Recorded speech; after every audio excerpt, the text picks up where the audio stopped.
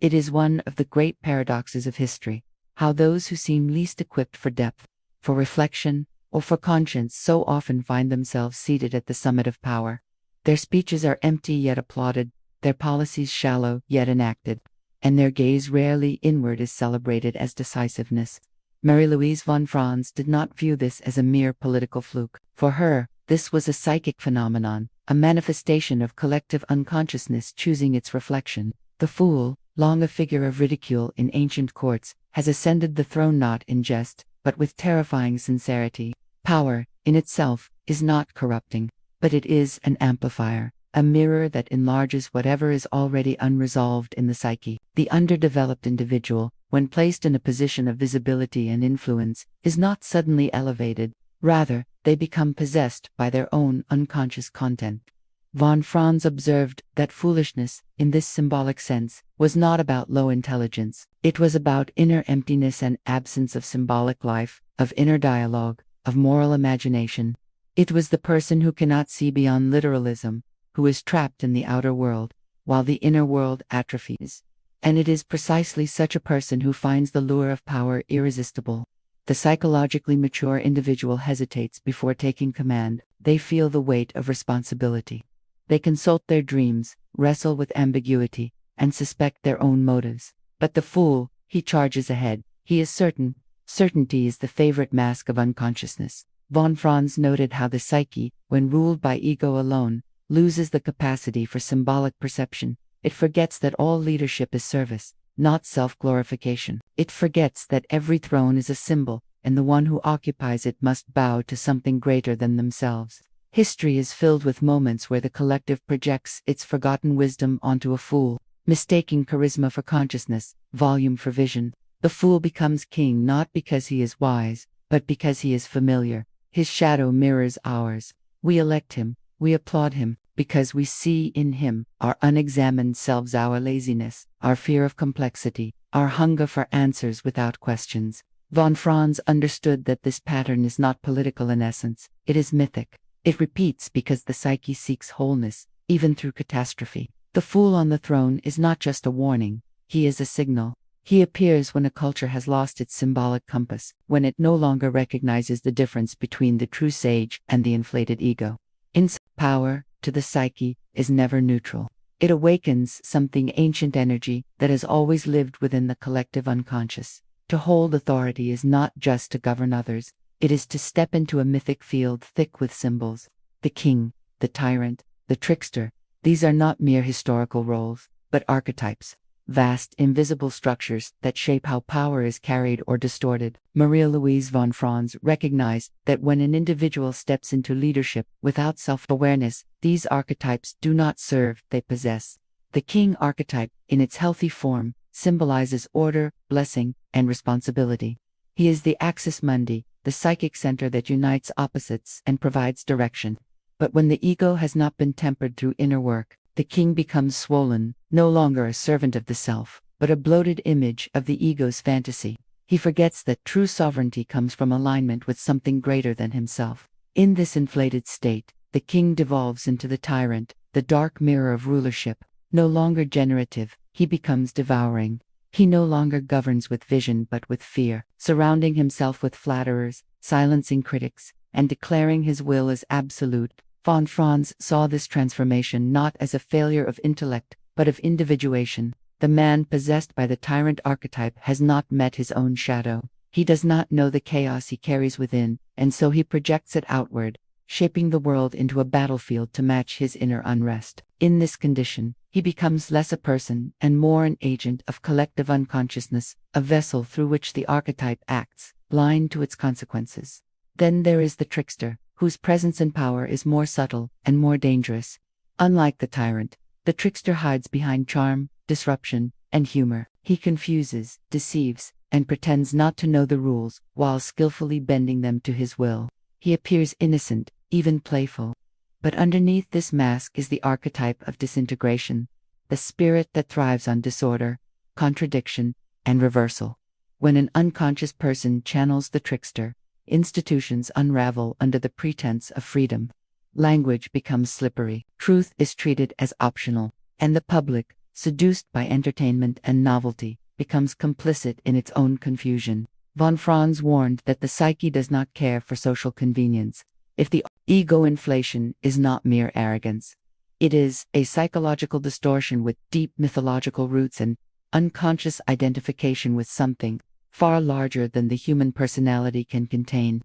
Marie-Louise von Franz, building on Jung's insights, saw inflation as the moment when the ego stops being a servant of the self and instead mistakes itself for the self. It is not just a mistake, it is a rupture in the psyche, a swelling that disconnects the individual from reality, others, and ultimately from their own soul.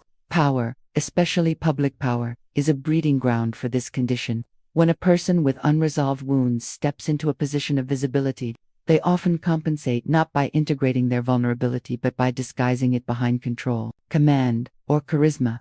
The fragile ego, hungry for validation and terrified of insignificance, clings to the illusion that its authority is absolute.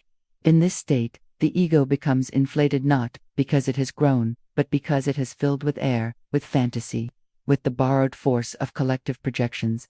The ancient Greeks called it hubris, Jung called it possession by the archetype, and von Franz saw it in her patients who were seduced by spiritual authority, intellectual superiority, or roles of influence. The inflated ego does not listen. It speaks with certainty. It surrounds itself with symbols of importance, idols, followers, rituals, anything to maintain the illusion of inner fullness. But beneath the surface lies a great emptiness, one that grows more dangerous the more it is denied. Inflation always begins with unconsciousness. The ego, detached from the grounding presence of the self, begins to orbit its own reflection. It loses the capacity for irony, humility, or genuine doubt. Criticism feels like attack. Compromise feels like betrayal. The inflated personality cannot negotiate or reflect, it must dominate or withdraw. It is brittle, not strong. It survives by manipulation, not by inner truth. Von Franz warned that in times of cultural breakdown, inflated egos rise quickly. They mirror the collective psyche's own confusion and longing for certainty. The public, unconsciously sensing power, projects its hopes onto leaders who have no true center. The result is often tragic. Nations led by children in the masks of gods, movements that promised salvation and delivered destruction. Because the inflated ego does not merely harm itself, it draws others into its unreality. The antidote is not moral correction, but inner work. True authority grows from the painful and lifelong process of meeting one's own shadow. There is a terrifying clarity in the idea that a nation's leader is not merely chosen, but psychologically summoned. Marie-Louise von Franz, with her deep sensitivity to myth and psyche, saw the ascent of foolish or dangerous individuals to power not just as a political accident, but as a symbolic phenomenon, a projection of the unacknowledged shadow of the collective. The fool on the throne, she warned, often wears the mask of the people's disowned traits: greed, vanity, cowardice, and the hunger for control. In Jungian terms, the shadow is not just what is evil or dark, but what is repressed, unseen, or denied within us. In individuals, it leads to neurosis, but when magnified by the scale of society, it becomes far more destructive. A leader who has not wrestled with their own inner demons becomes a perfect carrier of these projections. They begin to act out, unconsciously, what the collective psyche cannot yet face. This is why foolish leaders so often appear exaggerated, almost theatrical. They become symbolic figures, not merely administrators or politicians. They may speak and behave irrationally, or defy all sense of proportionate, yet still be loved or followed. Why? Because something in the collective sees itself in them, not the ideal self, but the wounded, regressive, unconscious self. The part of the psyche that would rather be told what to believe than suffer the anxiety of doubt. Von Franz noted that these figures often serve an unconscious function. They speak the unspeakable, releasing forbidden emotions: rage, resentment, envy, that have long been buried in the national soul. The leader does not invent these feelings, they release them. And in doing so, they gain a strange kind of power, a spellbinding charisma that bypasses logic and speaks directly to the archetypal layer of the psyche. The danger lies in identification. When the leader becomes indistinguishable from the people's unconscious, criticism becomes treason, and opposition feels like self-doubt. The leader may begin to believe their own myth, sinking deeper into delusion. while those who follow project more and more of their agency onto the throne. In this fusion, both parties become blind. The tragedy of such times is that wisdom is often ridiculed, and foolishness becomes sanctified. Shadow does not look like a monster. It smiles, it makes promises, it offers relief, but its gift is always double-edged. The more the shadow is projected upward, the less responsibility individuals take for their own growth, their own darkness, and in the end, the collective pays the price not just in broken institutions, but in broken souls. The human psyche, when frightened or overwhelmed, hungers for clarity. This is not a flaw, but a reflex, an ancient instinct for survival. Yet in the realm of politics and power, this reflex can become fatal. Marie-Louise von Franz understood the psychic cost of complexity and the terrible allure of simplicity. When life feels chaotic, when the inner and outer worlds are too much to bear, the voice that offers an easy answer becomes magnetic, not because it is true, but because it is bearable. Foolish leaders often do not rise by accident. They rise because they speak in the language of the child, the language of certainty. They do not question, they declare. They do not reflect, they promise. Their charisma is hollow, but it echoes the inner desire for something absolute. For the masses, weary from the burden of nuance, this kind of certainty feels like relief. It is a spell woven from half-truths and the unconscious wish to be led. Von Franz warned that the psyche's shadow is not only dark but lazy. It seeks shortcuts to meaning, preferring slogans to symbols, commandments to questions. The more psychologically immature a society becomes, the more it loses tolerance for ambiguity. In such a climate, complexity is seen as weakness, humility as indecision, thoughtfulness as betrayal. The fool who speaks in absolutes begins to seem like a prophet. This seduction is deeply archetypal. The fool, when unredeemed, becomes the false savior promising paradise without sacrifice, glory without wisdom. His simplicity is infectious because it gives people permission to stop thinking, to follow, to regress. Jung knew that regression in the service of the ego is not healing, it is corruption. And when this regression becomes collective, foolishness ceases to be merely annoying, it becomes catastrophic. The danger is not just in the leader, it is in the mirror they hold up to the crowd. When the people no longer desire to be challenged, when they no longer wish to grow, they will love most the one who asks the least of them. They will confuse volume for strength, repetition for truth, and charisma for competence. They will chant back the very lies that keep them asleep. Von Franz believed that this dynamic is not political in origin, it is psychic. To break the spell of the simple answer, a person must first endure the pain of complexity. They must be willing to sit in the unknown, to wrestle with paradox, to think symbolically. Only then can they recognize true authority not in the loudest voice, but in the one that calls them to awaken. A culture that cannot tolerate depth will always mistake the fool for a king. And unless it begins the hard work of inner maturity, it will keep doing so again and again, to its own undoing. There is a deeper tragedy beneath the surface of political foolishness, one far more intimate than we care to admit. According to Marie-Louise von Franz, the external enthronement of the fool is not just a failure of institutions, it is the symptom of something quieter, something inward, a collapse of inner authority. It happens subtly, invisibly. People begin to doubt the quiet voice within, the symbolic compass of dreams, conscience, and mythic imagination. And into that hollow space, loudness enters. The outer replaces the inner.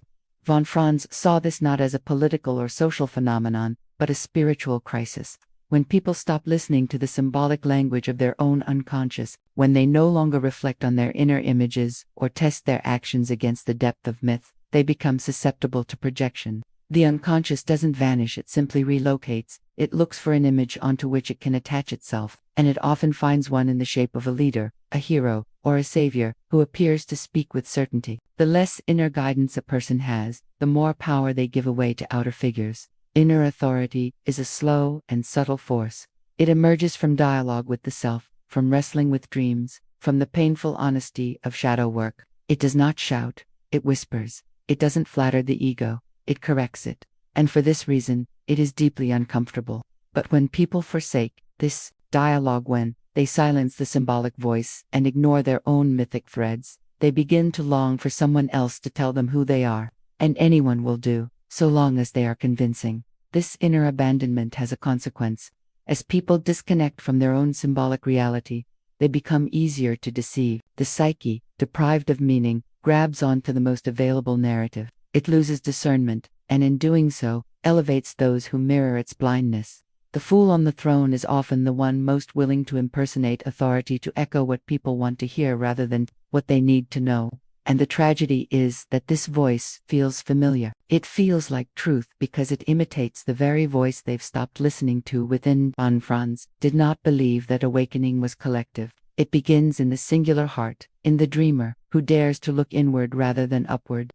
To re-establish inner authority is to begin the hard journey back, toward personal myth. It is to remember that conscience is not moralism, it is soul speaking, the voice of the deeper pattern trying to be lived. Until that voice is honored again, the outer world will keep producing leaders who reflect the absence of that very honoring. The fool appears not by chance, but by invitation from a people who have forgotten how to hear the one voice that cannot be elected or overthrown, the symbolic truth within.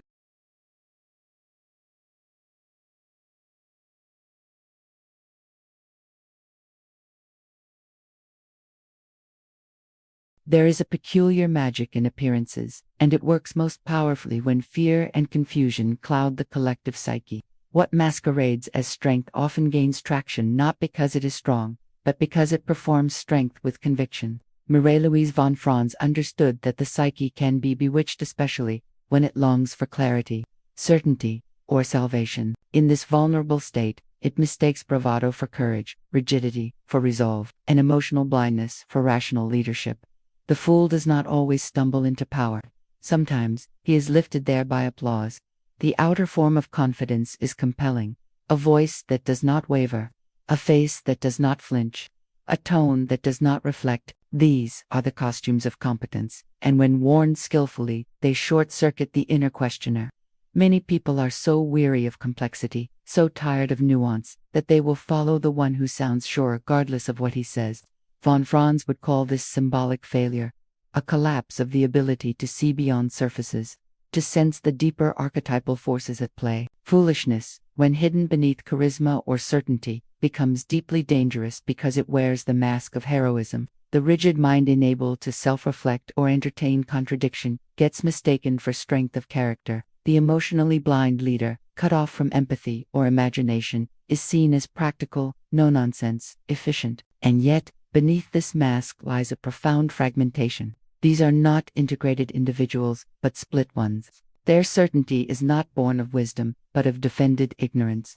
When such individuals enter power, their decisions carry the weight of their blindness. There is no dialogue with the unconscious, no symbolic reflection, only reaction. The refusal to feel becomes policy. The inability to imagine becomes law. And what was once admired as strength reveals its true nature, a brittle shell cracking under pressure. The leader who could not feel cannot adapt. The one who could not imagine cannot see danger until it is too late.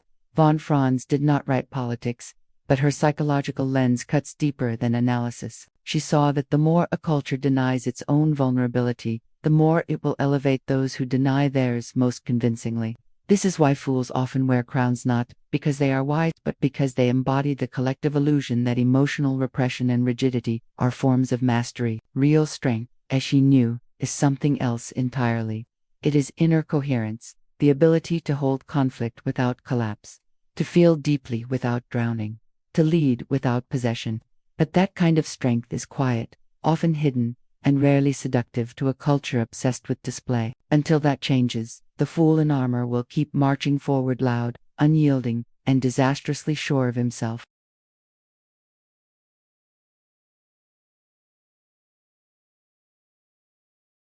In times of psychic collapse, it is often the feminine voice that speaks first, quietly, symbolically, and with unsettling accuracy.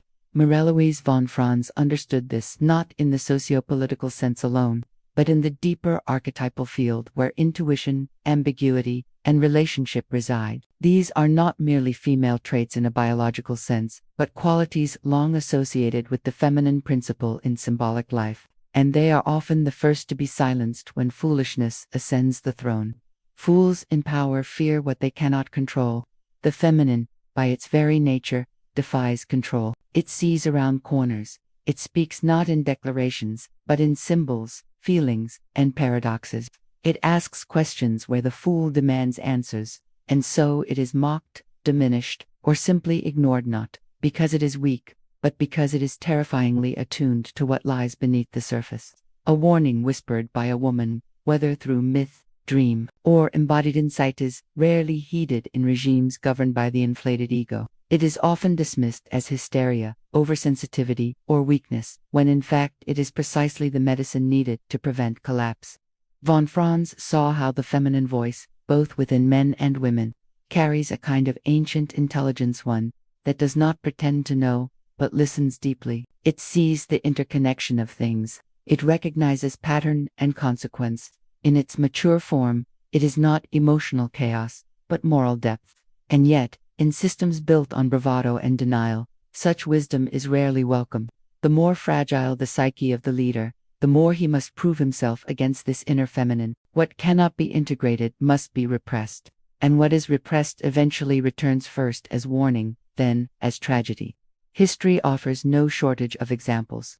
Women who warned of coming wars, silenced; intuitive thinkers, dismissed in boardrooms; artists and analysts whose visions of coming collapse were too unsettling to be taken seriously. In each case, the voice of the feminine was not just ignored, it was ridiculed, scapegoated, or pathologized. And in each case, the consequences unfolded exactly as predicted. This is not a call to idolize women, nor to claim that intuition is always right. Von Franz was not naive. She knew that even the feminine principle can be distorted. But what she feared most was a world in which it was not even permitted to speak. For when we lose access to that voice, whether in the culture or within ourselves, we lose the ability to feel where we are, to sense what is coming, and to respond with depth. The silencing of the feminine is not merely a cultural failure, it is a psychic wound, and in the absence of that wisdom, the fool grows louder, more sure of himself, more dangerous, until, at last, in times of uncertainty, people do not seek complexity, they seek clarity, even if it is false. Into this collective hunger steps the figure of the leader, cloaked in the garments of the hero. But this is not the hero of myth who journeys into the underworld to confront the self. It is a counterfeit hero, inflated by projection, summoned not from depth but from desperation. Marie-Louise von Franz saw this pattern unfold repeatedly in history, and she understood that when a society loses contact with its inner myth, it begins to outsource salvation. Projection is not a flaw of the psyche, it is a function. We all carry within us the image of the hero, the one who overcomes, protects, leads. But when this archetype is unconscious, it seeks a vessel outside the self. We long for someone to embody our disowned strength, our buried resolve. And so we elect, follow, or worship a person who seems to match the silhouette of our forgotten inner potential. The more broken we feel inside, the more perfect that projection must appear. But no human can bear the weight of an archetype without becoming distorted. The leader becomes inflated, no longer a person but a screen for collective fantasy. And we, in turn, become passive, believing the battle is theirs to fight, the truth theirs to speak. The inner hero, who should be confronting our own shadow, is exiled. In his place stands a figure who plays the part with conviction but no soul. Von Franz warned that the danger is not merely that the leader is foolish, it is that we have given him power by refusing our own. We mistake confidence for wisdom, slogans for insight, dominance for courage. The counterfeit hero rises because we prefer mythic comfort to psychic work. We want deliverance, not initiation. And so we don't see the signs, the lack of depth, the avoidance of nuance, the fragile ego masked by spectacle. We are enchanted. And in that enchantment, we collude. The moment of awakening often comes too late, when promises collapse, when consequences arrive, when the mask slips and we see the fool who never intended to lead, only to be adored. The psychological betrayal cuts deep, not because the leader failed us, but because we failed to recognize our own need for projection. The hero we longed for was never external. He was the part of ourselves we had refused to awaken, and in trying to avoid the inner journey, we handed our fate to someone who could not take it. To withdraw the projection is painful. It demands that we take back what we gave away: our courage, our insight, our responsibility. But only then can we begin the real work, not of finding the hero, but becoming him. Von Franz knew this was the only cure for mass foolishness. The slow, humbling realization that the myth we seek out there has always been waiting in here. When the structures we once trusted begin to crack, something strange often happens, not silence, but laughter, not wisdom, but mockery. History has a peculiar rhythm, and just before the collapse of rigid systems, the trickster returns. He does not arrive with answers but with disruption. He doesn't build, he undoes. Marie-Louise von Franz understood this archetype intimately, not as a comic aside but as a psychic necessity.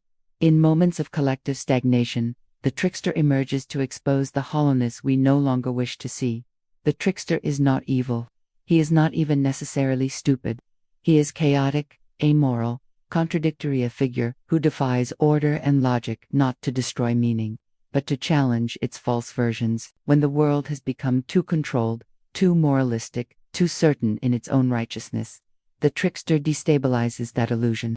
He exposes the hypocrisy, reveals the lies, says aloud what was politely repressed, but he does it in a way that disorients. He wears a smile while he pulls the floor out from under us. Von Franz saw the trickster as a psychic pressure valve. When a culture becomes too rigid, too inflated in its ideals, or too dead in its institutions, the unconscious releases this archetype to stir the pot. In mythology, it is Loki who introduces mischief into the solemn halls of the gods. It is Hermes who steals and lies, and yet still guides souls to the underworld. These figures are not anomalies, they are recurring messages from the deep layers of the psyche. And when they appear in our leaders or our cultural icons, it is not an accident, it is a signal. The trickster in modern form might be the loud politician who makes a mockery of civility, the influencer who ridicules depth, or the public figure who says the unsayable just to provoke. At first, we laugh. Then we're disturbed, but often, we cannot look away. That is the paradox. The trickster reveals the unconscious hunger for disruption that society itself has repressed. He says, "Look how fragile your truths are. Look how easily your moral superiority collapses under pressure." He is not here to fix anything. He is here to make the need for change undeniable. But von Franz also warned that to mistake the trickster for a savior is its own form of stupidity. The trickster initiates collapse. He does not build the new. His gift is psychic clarity through chaos, not sustainable reform. When people project hope onto the trickster, they will be betrayed. And yet, if they refuse to hear his message, they will be destroyed. The challenge is to decode his madness, to ask what the chaos is pointing toward, what stagnant order is being dismantled, and what shadow truth has come to the surface. Laughing, the trickster's return is not the end. There is a quiet tragedy woven into the structure of civilization. Those most suited to lead rarely desire power, and those who crave power are often the least equipped to carry its weight. Marie-Louise von Franz saw this not as a quirk of politics, but as a deep psychological and symbolic truth. Power, when pursued for its own sake, attracts the ego that seeks inflation, not service. Wisdom, on the other hand, inclines inward toward depth, responsibility, and the unbearable burden of consciousness. And so, we find ourselves repeatedly ruled by those who mistake ambition for strength, while the truly wise walk quietly in the background. In many myths and fairy tales, the rightful ruler is not the one who seizes the throne, but the one who resists it, who doubts their worthiness, who has walked through suffering, who has made peace with their own shadow. These are the figures who undergo a transformation before they rule. They don't command authority. They carry it, almost reluctantly. Jung would say they are individuals in whom the ego has been tempered by the self. They have met the inner dragon and survived. But our modern systems rarely reward this kind of psychological development. They favor certainty over reflection, sound bites over silence. And so, the stage is left to those who perform best, not those who listen most deeply. Power becomes theater. Leadership becomes an extension of ego. The wise retreat, not because they are indifferent, but because they understand the cost. To hold true power is to carry the responsibility of the collective soul. That burden requires a strength that is quiet, invisible, and almost always misunderstood. Von Franz believed that the soul resists inflation. The deeper one travels into the unconscious, the less interested one becomes in controlling others. Wisdom makes one cautious. It introduces paradox, ambiguity, and reverence for mystery. The foolish cannot bear this complexity. They reduce life to slogans. They turn governance into a mirror of their own unexamined hunger, and the people, often equally disoriented by complexity, follow them not because they trust the content, but because they are seduced by the tone. And so a split emerges. Wisdom without power retreats into monasteries, journals, and late-night reflections. Power without wisdom ascends the stage, intoxicated by applause. It is a psychic imbalance made visible in every collapsing empire, every failed revolution. The question is not simply why fools rise. It is why the wise so often choose silence. Perhaps the task now is not to convince the wise to seek power, but to change our definition of what power truly is. Not command, but communion. Not domination, but depth. The leaders we need will not look like the leaders we have known. They will emerge not with grandiosity,